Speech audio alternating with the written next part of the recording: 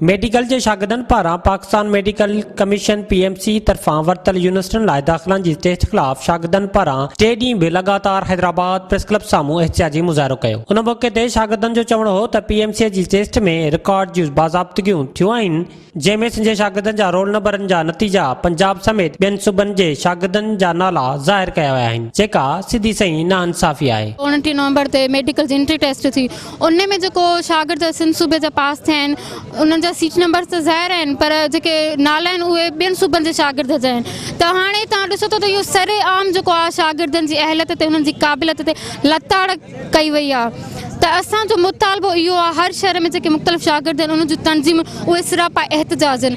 बुनियादी तौर ते शागिर्दनि जा मसइला जेके हल न आहिनि थिया त मथां वरी ही जेको मसइलो आहे उन जो पहाड़ जेको उहो किरी पियो आहे। हाणे तव्हां ॾिसो त शागिर्द करे त छा करे, महिनत ते जेकॾहिं हू कोशिशि करे थो, टेस्ट पास करे थो त हुनजी महिनत खे खपाए थो। असां चाहियूं था सिंध सूबे जा जेके शागिर्द पास थियनि था त उन्हनि खे उनजी क़ाबिलियत ते पास कयो वञे ऐं जेको तालीम जो कारोबार आहे उहो बंदि कयो वञे ऐं शागिर्दनि सां जेके नाइंसाफ़ी थियनि थियूं उन्हनि जो उहो इंसाफ़ कयो वञे ऐं जेका मेडिकल टेस्ट आहे उनखे वरी ॿीहर जेको आहे सो वरिती वञे उहा टेस्ट। जे रोल नंबर मुंहिंजो आहे रिज़ल्ट ॿिए नाले ते वियो आहे।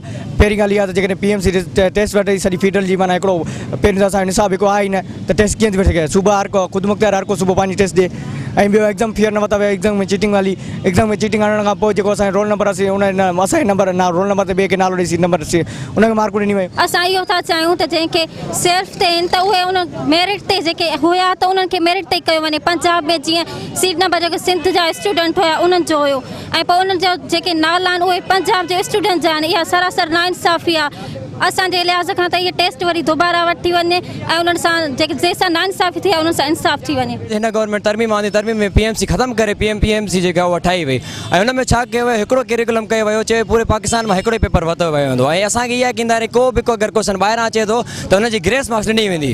जॾहिं पेपर आयो 40 मां 40 सवाल सिंध खां ॿाहिरां हुया, हिकिड़ो बि जेको सवाल आहे उहो उन में असां सिंध मां ॿाहिरां हिकिड़ो बि असांखे मार्क्स न मिली। 14 मार्क्स PMC पाण मञियो त उहे ग़लति आहिनि, 14 मार्क बि असांखे न मिलियूं। रहंदो सहंदो जेके असांजो डिज़र्वर मार्कियूं उहे बि कटे करे सॼो जे असां नाइंसाफ़ी कई। वरी मज़े जी ॻाल्हि इहा थी त जॾहिं असांजे जेके गज़ेट में नाला हुया उन में रोल नंबर असांजो आहे, नालो पंजाब वारे को के पी के वारो, सिधी सही नाइंसाफ़ी आहे ऐं हीउ घपलो असां PMC खे नामंज़ूर था कयूं। विज़िट कयो अवामी आवाज़ मीडिया ग्रुप जी वेबसाइट awamiawaz.pk।